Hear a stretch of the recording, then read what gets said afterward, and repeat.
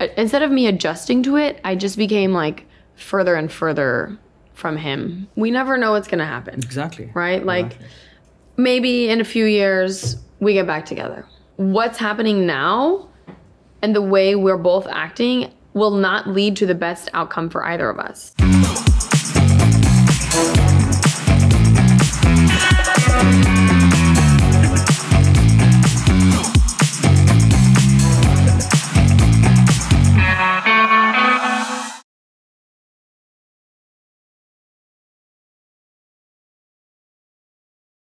Assalamu alaikum everyone. Today we have a very special guest with me, very close to my heart.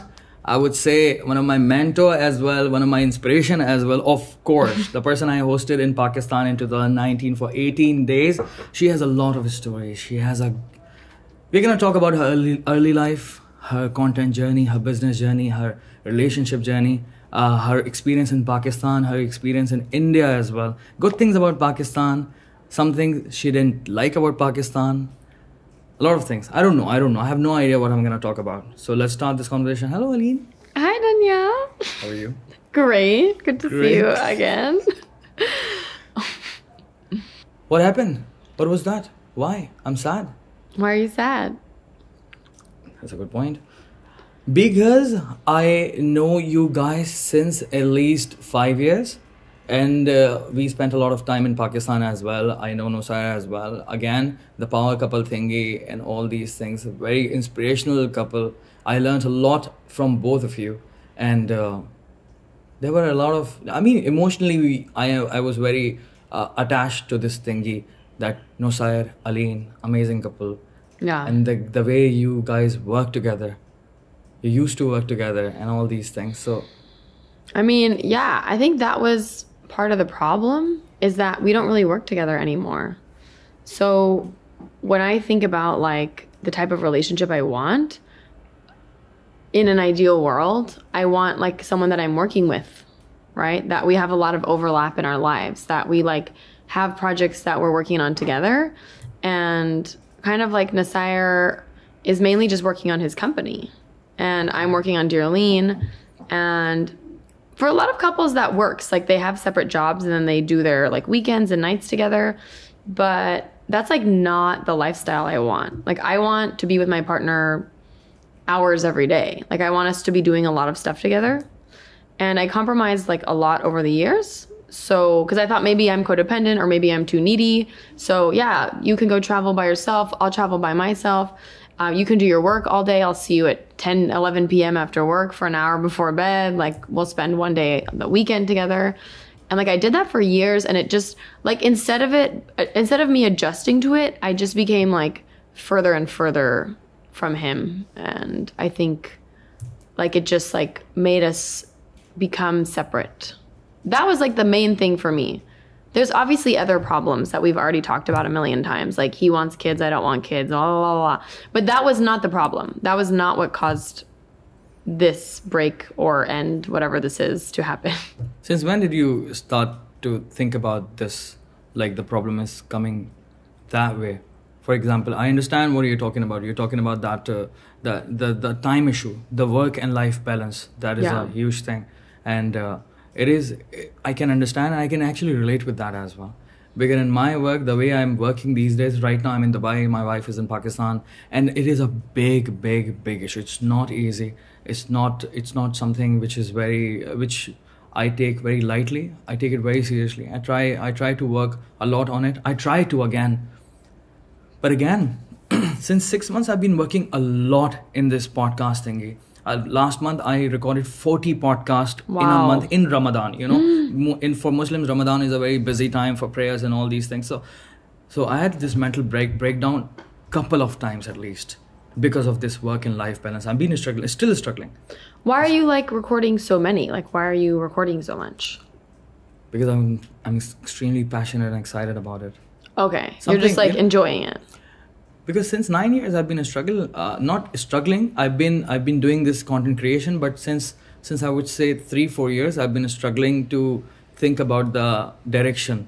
That what should be my direction? What do I start? What do I do? And all these things. Do you get my point? Yeah. So last year I came to this Nas summit and I'm like, okay, I think podcast is something I can pull because I Did you come to think- me and Rangavir's panel Yeah, with Will about podcasting? yeah. Yeah.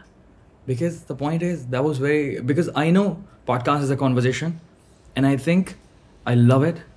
And the most important thing, I was actually thinking about that before starting, because of course I think a lot. I've been thinking about podcasts since 2 years, but I could not do it for a lot of reasons. I'm so lazy and all these things. But the one thing I was so sure about podcasts is the most important thing why I'm doing these podcasts and conversation, because since many years I have one gathering, 5 to 7 friends, 4 friends who thinks like me, who eats like me, who have the same kind of beliefs and all these things, and I am not learning. Do you get my point? Yeah. And I just wanted to have a conversation with different kind of people, and podcast was the only way where I could meet politicians, people from who are journalists, people who are therapists as well, extremists as well, conservatives, liberals. I love this whole process. And because I listened to their theory. Recently I did a podcast with a guy. He was coming up with conspiracy theories, and I was disagreeing completely in the podcast, disagreeing with all my facts and evidences, and he had his own, of course, thoughts. Different kind of fields, different kind of people, because podcast culture is very new in Pakistan. So for me, this is what I say to my audience as well. Podcast is something why I'm doing it. I'm doing it to educate myself. In every podcast, I learn a lot, and through me, a lot of people learn as well. Yeah. That's it. Makes sense. Right? Yeah. So you should do a podcast as well. I will. Maybe. I mean, not should. No, Maybe. it's on my radar. There's just like after, the breakup, my brain is like needs a break. I need a break from new projects. I need a break from working and thinking, and I just need time to like integrate what just happened. I need time to like resettle to my baseline, Does that make sense? I need to resettle. Like right now it's like before it's like here, what's happening? And now I'm like, I need to come back to where is here? What do I want? What do I care about? What are my priorities? And then I can decide what projects I'm going to work on next. But I mean, I think a podcast right now would be a good thing because I'm having so many like thoughts and things. I really want to talk about this relationship again and again. I don't know why, because I can't process it. I've been thinking a lot about it. Yeah. Because again, emotionally, I was attached to this whole idea of Alyne and Nusair. And when all these things, these kind of breakups, or in my culture, there's a concept of divorce as well. If something happens someone close to my family, it happens, so then my heart breaks into pieces. Yeah. Yeah, personally, because it's very Why sad though? for me. Why? Bloody hell, dude. Why? Again, because the point is, we have this idea of this couple is meant to be with each other all until the end of their days, and that thought. I mean, here's the thing. We never know what's going to happen. Exactly. Right? Like, maybe in a few years, we get back together. Right? Maybe we don't. Maybe. And I'd rather, but like, I don't want to stay with someone just to stay with them. Like, I don't want to stay with someone just because we're supposed to be together. And like, just because society wants you to stay together. Oh, absolutely not that. Yeah, for sure. Not because of society. Yeah. But even for me, like, I know we're a unique couple. Like, I know there's so many good things, but like, the truth is, and we talked about this before we were recording, is like, what's happening now and the way we're both acting will not lead to the best outcome for either of us. Like, he has things he needs to change and work on. Even if we never get back together, he will be a better person and happier and more successful in every possible way if he works on those things. And I will be unhappy and I will feel trapped and sad if I stay with him when he's not at his best self. Does that make sense? And he can't become his best self unless I'm not with him. Because when I'm with him, he won't work on those things. But if I'm not with him, he will have a motivation to work on them.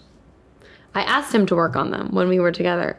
This happens like in so many relationships. A couple's together, one person asks for some changes, they keep asking, the other person's like, yeah, and then they don't really change it. You give chances. Then the person gives up and they're like, okay, I'm leaving. And then the other person's like, oh, wait, I'll change everything. And I'm like, yeah, you should have done it in the relationship. You don't wait till the last minute. You don't wait till it's too late. And then suddenly you take it seriously, you know? Yeah. And you give chances as well. Of course. I gave so many conversations. But the truth is, like, I'm not saying he did anything wrong, just to be clear. Of course, more exactly. like what he's prioritizing is not me. And what I want out of life is to be prioritized. And if my partner won't prioritize me, which is totally fine and their decision, then I will prioritize myself. Right? It's very important for the people to understand that sometimes couples' mindset changes as well by the time, and priorities change as well. And we are not blaming anyone. We are not blaming you. I'm not blaming Nosai. We're just having a conversation. We're still friends. We're still friends. Like, I don't hate Nasir. He doesn't hate me. We're still doing events together. We're still talking and spending time. It's just right now, a relationship is not. Do you think is it easy to be friends with someone you had a relationship with? I think it depends on emotional maturity, and it depends on why and how the relationship ended. So I think if the relationship ended with animosity and hatred and anger. Exactly, yeah. Like somebody, stole someone's money, or they whatever, abuse them and hit them. Yeah, obviously I don't want to be friends with you. Okay? But with me and Nasir, nobody was abusive. Nobody was horrible, right? Yeah. So for us, it's just about, I had to talk to him about this because at first he was like, no, we can't stay friends. Couples don't stay friends. That's weird. And I'm in a different school of thought where I'm like, of course we can stay friends. We were together for 7 years. Those were 7 great years. Yes, there was many hard parts, but we should be so happy that we got to spend 7 years on earth together. We should be grateful that we had those years together and not just be like, well, I wasted 7 years. Just because we didn't stay together doesn't mean those years were wasted. We learned and grew and did so much in those 7 years together, and we should be happy that we had them, period. And why throw away a friendship with someone? Why just say, I'm never going to speak to you again just because we're not dating anymore? Just because we're not dating, we can't be friends. That's crazy. So we've been working on staying friendly. But do you understand why did he say that he can't be friends? Do you understand that? No, I understand it. But I think it's old-fashioned. I understand that too, because in my heart, if I think from his perspective, it will be impossible for me to be friends with someone I had a relationship because you always think about the old things. You see that person and you're like, oh my God, what do I do? I mean, it is it's painful. It's painful every time you see that person.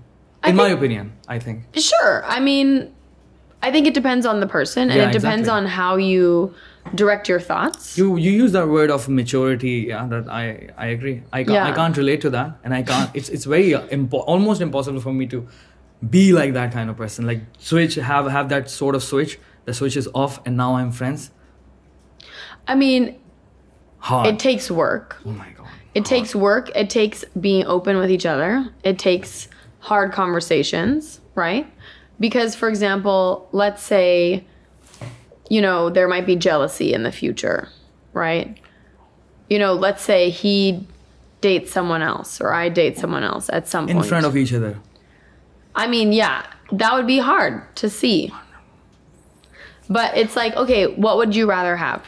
No contact with this person, no friendship, throw everything away because they are dating someone else? Or would you rather have some friendship, some contact with boundaries and learn to be happy that they have found someone that's possibly a better match for them, I'm not saying one is better than the other, but exactly. I'm saying...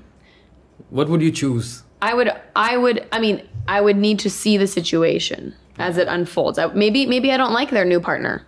Maybe they choose a partner that I think is someone that I don't respect or I don't appreciate or I don't want to spend time with, that would make me not want to be friends with that person as much because I would not think they made a good judgment call, right? But let's say they choose a partner that I'm like, wow, what an intelligent, cool, fun person.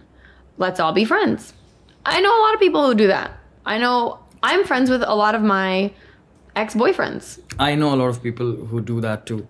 Yeah. I know a lot of people who don't do it. And I am one of them. Totally. Yeah. But I also have people I dated that we are not friends anymore. You don't need to, it's not binary. It's not yes or no. True. And it depends on you and where you are emotionally. It depends on your partner and you. If one of you is still super in love, of course it's hard to stay friends. If you're like, but if you both decide this is the best decision and we need to take a break or we need to break up, then I think it's very possible. I mean, the way you're saying it, it's like that was like that easy for you. Was it hard?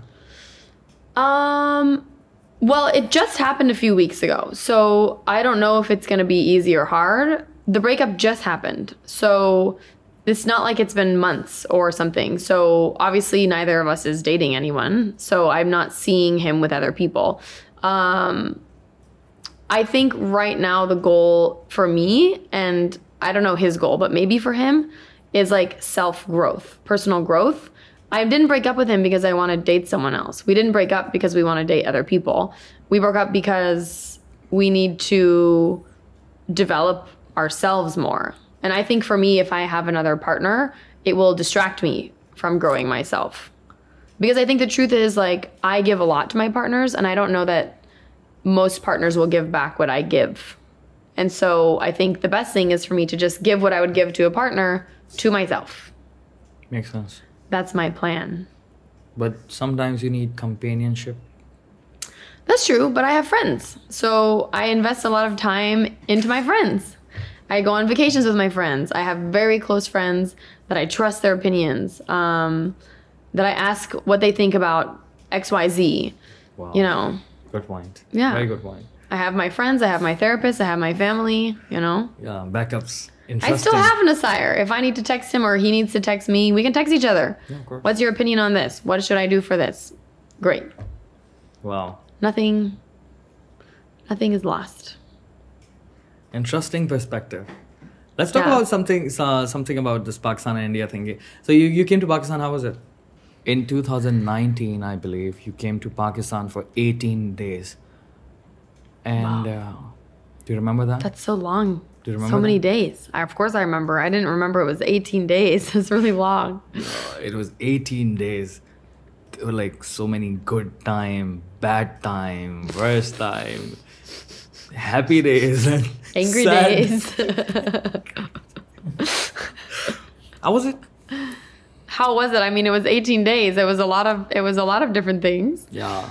Brief a bit, if you can. Brief. So, I mean, I went there with you and Mani and some other people to make videos about Pakistan. That was like in the time where I was making a lot of content and I was super focused on my content. And I was very organized and I was very sensitive to time. And you were always late. And that word, efficient. Yes, I remember that. I like to be efficient. And I was going crazy because everyone, I guess, is this a Pakistani thing where like it was not efficient? Time was not used efficiently. I don't know if that was a you thing or a Pakistan thing. I think I would say it was my thing and a lot of Pakistanis as well. Not all of them, but a lot of Pakistanis. Some cultures are just more laid back. Like they're not picky about time and this. Yeah. But for me, honestly, Pakistan is like that. Is like that. Yeah, but I'm trying my best to change myself, but it is very hard. Yeah, I am not like that. I'm like more German, where I'm like on time. 8 o'clock means 8 o'clock. Like 8:07, 8:11 we're here. 8:15 we're here. So for me, it was like I'm going crazy. Like we need to get here. We're not. No one's awake. Where is everyone? There's no internet. How do I edit my videos? How do I upload these roads? We're all gonna die. But it was a great trip. And anytime anybody asks me about Pakistan, I always say it's amazing. You should go. Yeah. The nature is beautiful. Oh, thank you very much. I really loved Pakistan. What do you love about it? I really loved the north. Like I love the nature, the mountains, the lake, Atabad Lake, the whole Gilgit area, Those mountains are insane. Like, it's so beautiful. Exactly. I like the clothes that we got, like the local clothing, the colorful dresses from Hunza. Yeah. I love like the food. Even though I'm vegetarian, there's so much vegetarian food. I like the bread we eat for breakfast. That's a huge statement, to be honest. I was so shocked. Remember, I was shocked there was so much I could eat. The garbanzo beans, the chickpeas, You had the dal in Islamabad and you were like, this is the best Pakistani food I had ever had. Yeah, and it was like 50 cents and they arranged it with like heart-shaped cucumbers. It was like really nice. Yeah. Yeah, I really liked it. I liked everything like about the culture and the food, and I just didn't like being there for work made me stressed because of the internet and the inefficiencies, and the flights are canceled and now we have to drive 24 hours through mountains in the dark, you know. And I was like, maybe I will die here. Let's see. Maybe this car will drive off the mountain. Literally having thought about that? Of course I did. We were on a mountain road late at night with a possibly sleepy driver, with a road that has no barrier on the side, that is not paved. Of course I thought we're gonna die. And landsliding is like a normal thing. Literally, we're driving past landslides. We're driving past, I'm seeing landslides happen. Of course I thought there's a chance we die here. Yeah. Things you did not like about Pakistan, like genuinely, because I'm very honest in my podcast, and I love the fact about the people, my audience, and most of the Pakistanis these days, because Pakistan is kind of evolving. Yeah. Slowly but surely we are evolving. So now we have, I'm going to talk about this in detail later, but we have some sort of freedom of speech now. Oh, nice. In a lot of things. So we can talk about our problems and people don't get triggered as much as they used to be. Do you get my point? Yeah. Now, honestly, briefly, talk about the problems of Pakistan you thought, and I think needs to change quickly, fast. Obviously, internet connectivity is important for you guys as well, because work, everything is online now. And if we want more people to go to Pakistan, they need to have good internet access everywhere, not just in the cities. Obviously, like women's rights, and so many of the women there were really unhappy and would tell me how unhappy they are. And I mean, that's not an issue that affected me as a tourist, but that affected me because I know so many hundreds of Pakistani women, and they come to my meetups, and then we had a private meetup for women only, and they tell me all the things that are wrong. And it's like kind of basic human rights. These shouldn't be things that are wrong. True. You know, like they can't go to cafes, a lot of them, right? They can't, go out at night because it looks bad, or their family's worried for them. So that would be something that... She used the word, they can't go to cafes. A lot of them, not all of them. So I'm just trying to. I know people are gonna come for me because me. I know what all the rich girls are gonna be like, I can go to a cafe. Yeah, exactly. So they take all this clip and they'll put it on internet and try to cancel me. So yeah, I'm just trying to make it more clear. Yeah. That what we are trying to say, we're talking about, not all of them, a lot of them. Yeah. But the truth is, like, the people watching your podcast are most likely the more educated people, the people with the rights and the people with the freedoms. And like, it's kind of their responsibility not to pretend things are the same for everyone else as they are for them. There's like, how many people in Pakistan? 200? 100 million? Almost 250 200 million. 250 million. And so half of those at least are women, right? That's 125 million women. So just because you and your friends live in Lahore and have a nice life doesn't mean the other 100 million women do, right? Exactly. So most of these women are like, a lot of them are in rural places. Like, you'll never meet them, right? You don't know what they're going through. And I do talk to them. They message me. Like, any of them who speak English, they message me. And imagine the ones that are not, in a position where they can have an education that teaches them English. They're in a worse position, and they don't have necessarily even one friend that will tell them, like, it's not okay that your husband is hitting you. Right? Exactly. I swear to you, a lot of girls think it's okay. Not in Pakistan, in the world, in rural communities. A lot of girls in the world are brainwashed that, like, this is just part of life. Was there justification about that? That is a part of life? They just think it's part of life. They're literally told, like, women are at home, men are stronger, you're stupid, like your job is to stay at home and have kids, like you need to deal with this. I mean, this happens to children as well. Children that are raised in abusive homes, they think it's normal. I have friends raised in Europe that were raised in abusive homes, and they thought, raised in the US in abusive homes, and they thought abuse was normal because you're a child. So this is what, like, imagine you wake up and every day somebody feeds you flowers. You think humans eat flowers. Every day I eat flowers, right? You don't know what's normal. So I think in Pakistan specifically, there's obviously women's rights issues. I mean, there's human rights issues, but the situation for women, human rights issues as well. For sure. But women are the ones who talk to me the most and who message me and who ask me to talk about this stuff, because sometimes, like you were saying, in the past, they can't talk about it. You know, they don't necessarily have even the right or the safety to talk about it, you know. For example, right now, a lot of women can speak about it. That's good. The privileged one. And you were talking about the responsibility, and that's a very important thing, that all the women who can speak should speak about the women who can't speak. And men as well. Obviously, men as well, including me. We have this responsibility. If I have a voice, then I have to talk about their safety, the abuse, and all these things which is happening in the street. I'm extremely, one thing, you know, there are a lot of things which triggers you the most. I mean, all these things. So there are a lot of things which you see on daily basis, and that thing is street harassment.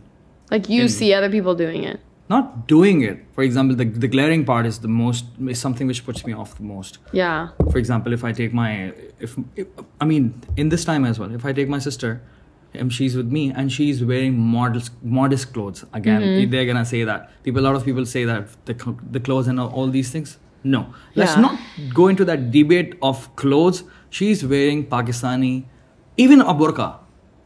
She's gonna get a lot of glare in my city. In my city, a lot of places in my city, and if you think that it's not happening, then take your sister and your mother in the streets and you will see. We need to have that empathy. When you say that this is happening here, so it's happening everywhere, it does not matter at all. You can't compare worst with the worst. Yeah, and I mean, this stuff happens everywhere. And I don't like this. If abuse is happening here, it's happening in the US as well. So what? Yeah, so it is bad. Does that mean we just let it happen everywhere? Exactly. Yeah. I mean, we are all responsible for where we live. We're responsible for our own communities. And I mean, of course it happens everywhere, but the scale is obviously worse in Pakistan. Like in the US, if something happens, I can go to the police and tell them. Will they solve it? Not necessarily, but they will at least try to. Yeah. Right? It's at least illegal. Whereas in Pakistan, there's a lot of things that, like, I think are still legal that shouldn't be legal. I don't remember which countries it is, but there's a ton of countries where, like, literally beating your wife is not illegal. It's not illegal. There's no law against it. Yeah. In Pakistan, it is illegal. There are a lot of things which are illegal, but we are talking about implementation of the law. Of course, yeah. Again. So the first step is, in some countries, it's literally still legal. Like it's not on the law books. Okay, let's say it's on the law books. Will anything actually happen? Let's say something will happen. Do women feel safe enough to talk about it, or will they get retribution from their friends and family if they report it? Right? Are they in a financially stable position where they can leave a partner, or are they dependent on their partner? Right? There's like many levels of where we need to be, where women can make decisions without fear. They're not doing it because they're afraid of losing their home. They're afraid of losing their family relations. They're afraid of losing their job. They're afraid of losing their reputation. You know, there's so many levels. Dude, Alyne is an expert. And I love this. Because, of course, I'm trying to listen to you. I'm trying to process the whole point because, of course, I talk about these things, but I'm a man. I can't relate to a lot of things. I do have an empathy, but again, you are different and you're a woman. So the kind of understanding you have, I can try, but I can't be like that. Yeah. I think you're doing a great job. I'm trying. Yeah. Oh my God. That's very interesting. Let's talk about India. Great. How was your experience in India? So I was only in India for the Nas daily videos. So we were like in shooting mode. So I've never been to India. Oh, I've been to India one other time with my friend to kind of try to enjoy it. What did I think of India? India is really big. Big. So it's like kind of overwhelming. I tend to enjoy smaller countries because I feel like I can get a handle of what it is. I can understand it. This is the country. Like I kind of liked Pakistan because obviously Pakistan is not small, but compared to India, it is small, right? There's like 4 main places you go. Of India, you can say. Yeah, you go to Lahore, you go to Islamabad, you go to Gilgit, you go to Karachi. Like India, it's like 50 major cities. We have to go here, we have to go here, we have to go here. 90 million different cultures, blah, blah, blah. So I found India honestly to be like quite overwhelming. I also wasn't there with someone like you. Like in Pakistan, I had you and Mani to show me around. So it felt more like controlled. Whereas in India, I felt very overwhelmed a lot. But did you see the differences or similarities between India and Pakistan? Let's talk about that.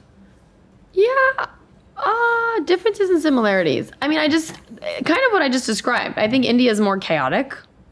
India's bigger.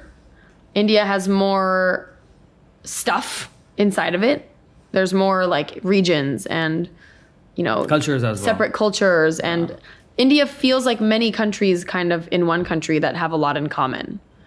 People are very proud of their area of India. Yeah. And they want you to come not to India, they want you to come to their area of India. Communities and all Communities, these things. yeah. They do exist in Pakistan as well. If we talk about Of course. Again, oh my God.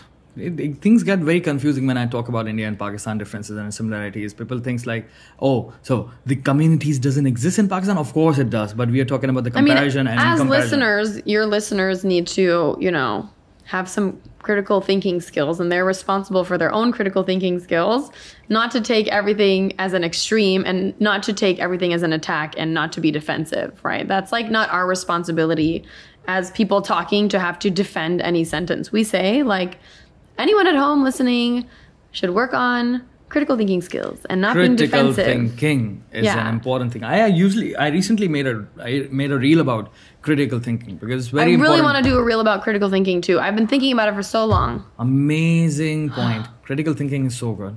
What was the reel? What did you say? I was just telling a simple definition of critical thinking, that when we hear a point, we need to do some research about that, have some responsibility, don't share the news, and think about both perspective as well. Maybe you have a difference of opinion, and don't always look for the flaw in an argument. Yeah. I feel like people just sit and they're like waiting to hear something to get mad about instead of trying to learn and be understanding of context. So good. Yeah. True. So yeah, similarities? Similarities. I just think of them as different countries. Like in my head, they're so different. I feel like Pakistan is like the chill place. Pakistan is like the chill, the nature, the less crowded. I think of India as like the high energy, the high energy in work. No, not in work. Like I think of Pakistan as slow moving, and I think of India as fast moving. Like when I think of the places, I think of Pakistan as like a more relaxed place, and India is like relaxed in what way? Even just like the pace of life, like even the pace of life, even the amount of people on the streets, right? Like I don't feel so crowded on the streets, whereas in India I feel very crowded.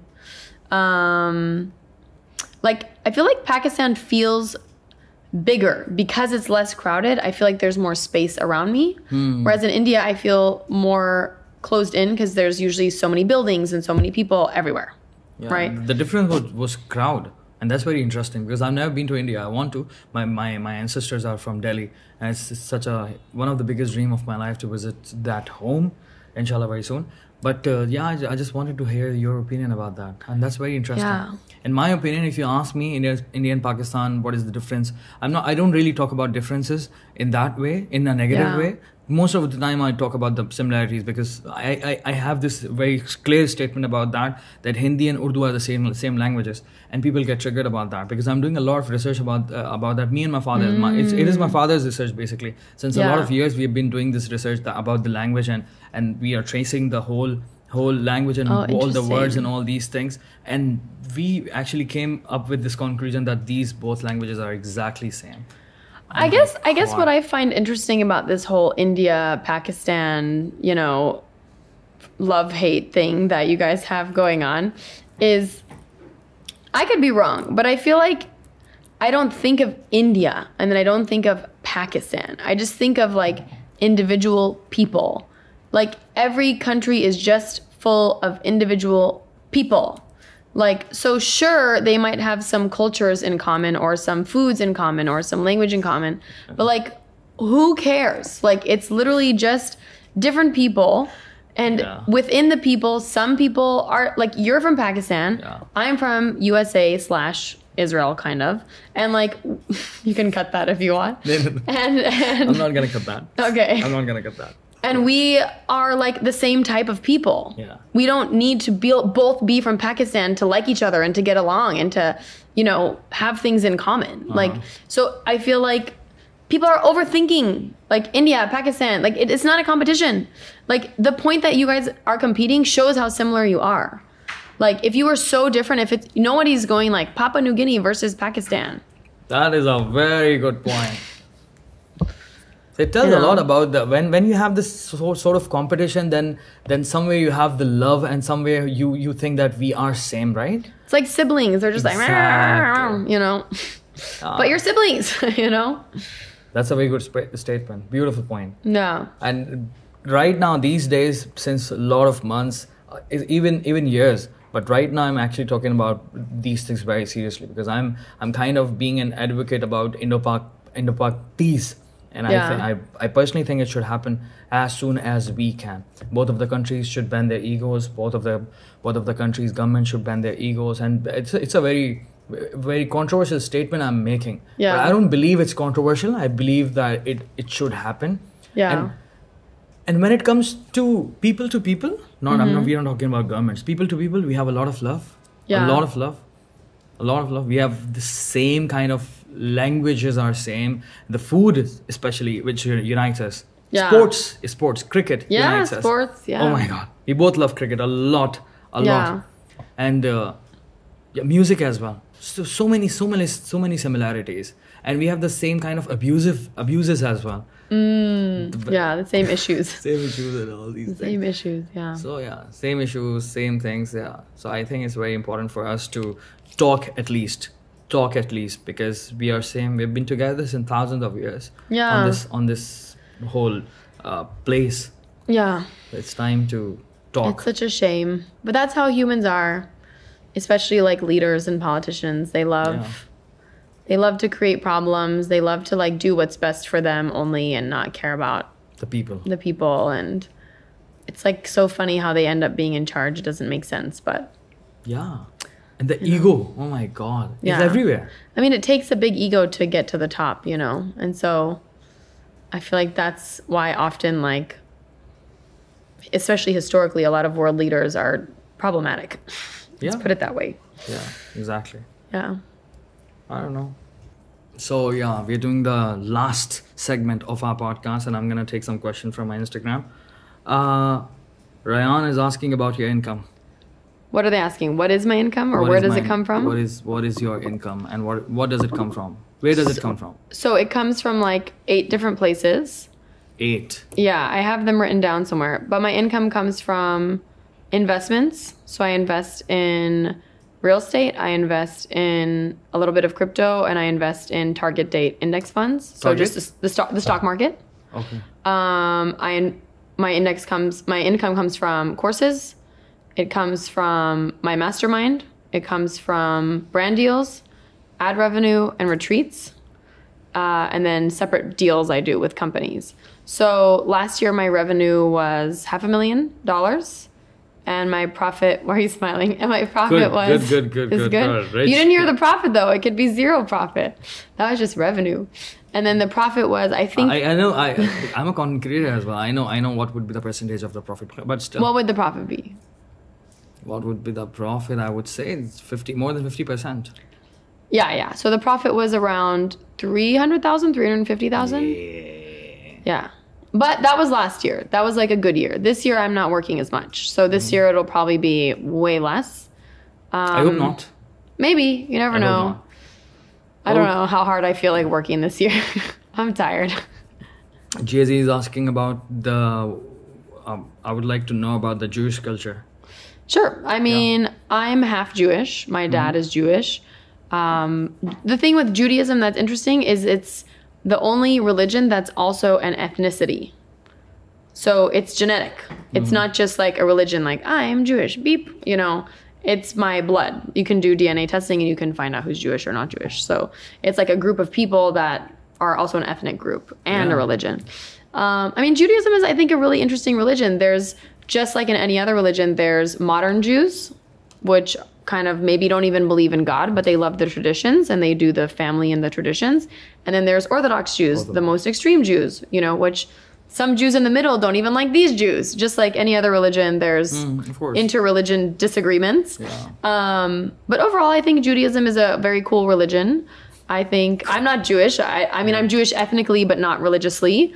So I really enjoy all the traditions. I think Jews have done probably the best job historically of any religion of keeping their traditions and cultures alive for thousands of years. The language alive as well. Yeah, and reviving the language because it died and then they relearned it. Such an interesting story. I'm actually thinking about to make an explainer video about that. The way Hebrew died and now they actually revived that. Now it's like a spoken language by millions of people. Millions of people. That's true. Oh my God. Yeah. How do you start a new business? Oh my God, it is a very general question. I mean, it's a big question. How to start a new business? Yeah. You need to think about your strengths. You need to think about, do I have intellect? Do I have talent? Do I have money? What do you have that you can use? Do I have time? Do I have connections? You need to think about how much money do you want to make from your business? You need to think about what's the end goal of the business. And then you work backwards from the end goal, right? And you have to believe in yourself, because I have so many friends that I give them business ideas. I just tell them a business idea and I know they can do it because I can see that their talent, their skills, I know them. They just don't do it. They're just making excuses. Oh, I can't do it. Oh, I can't. They're not even lazy. They don't have self-belief. They don't have confidence in themselves. Yeah, true. And so like, that's like kind of the main thing you need to start a business is like a belief that you can. Because of course you can. Anyone can start a business. It doesn't need to be $1 million business. It could be a small business. Anyone can start a business. Anyone. I truly believe anyone can start a business. Amazing point. So yeah, if you want to start a business, take this advice very seriously. It's very important.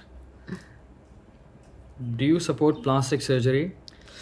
I think I don't do plastic surgery. I've not ever done plastic surgery, but I think, you know, life is hard and there's a lot of pressure on people to look a certain way.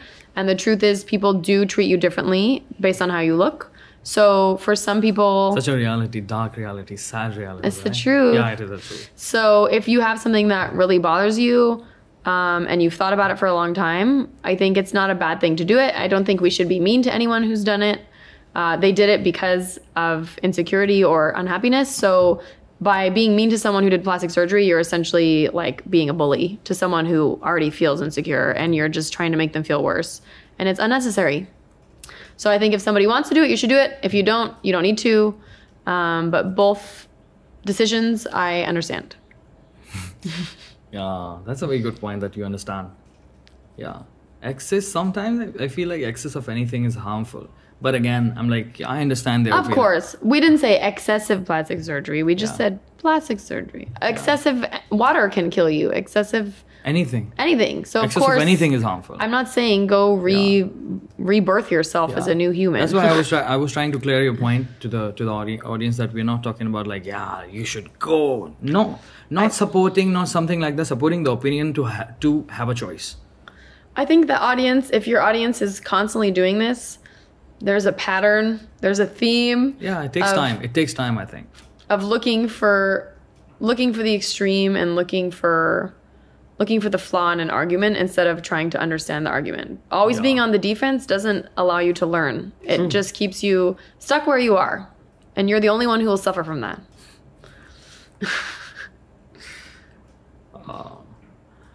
Would you come back to Pakistan? Would I or will I? Food, travel, shop. She or he wrote. I would love will. to come back to Pakistan. When? I mean, I have so many trips planned. And the thing is, I want to visit every country. And I've only visited 95, and there's 195. So Only visited 95. not bro. even half. And so the thing is, like, while I do want to go back to Pakistan and other countries, then I'm not going to use that time to go to a new country. Mm-hmm. I need like a reason to come back to Pakistan. I need someone to organize it for me, like last time. I'm gonna And be then I will show much up. much better organizer. Trust me for that. And I'll be more I would punctual. love to come and go shopping and do videos and And eat food. eat the food and go. I want to go hiking. Yeah. I want to do more nature stuff. I don't want to eat too much food. Yeah. A normal amount of food. Go hiking. And go shopping. Because now I buy gold and stuff. Pakistan and India both are known for gold, right? Yeah. I want to buy gold. You can buy gold from here as well. It's very popular. I know, but it's more fun to buy it in a new place and be like, Yeah. I got this in Pakistan. Retail therapy. Interesting. Yeah. Okay. Ask her why she's so pretty. That's the last question I'm gonna take. Why am I so pretty? Yeah. Beauty is in the eye of the beholder. So thank you to them for thinking I'm pretty. I'm grateful. I think that was a long conversation. We talked about relationship, breakup, and India-Pakistan stories, your travel to Pakistan, good things, bad things, feminism, like women rights, and all these things. Yeah. I enjoyed this. I hope Me you too. Sorry I'm low energy. Me I too. was at the summit for 2 days, so I'm tired and my voice is gone. But I think the information was relayed. I hope you enjoyed it. I enjoyed it. Thank you very much. Yes, I hope all of you enjoyed it. See you in Pakistan. I'll see you in Pakistan. Yeah.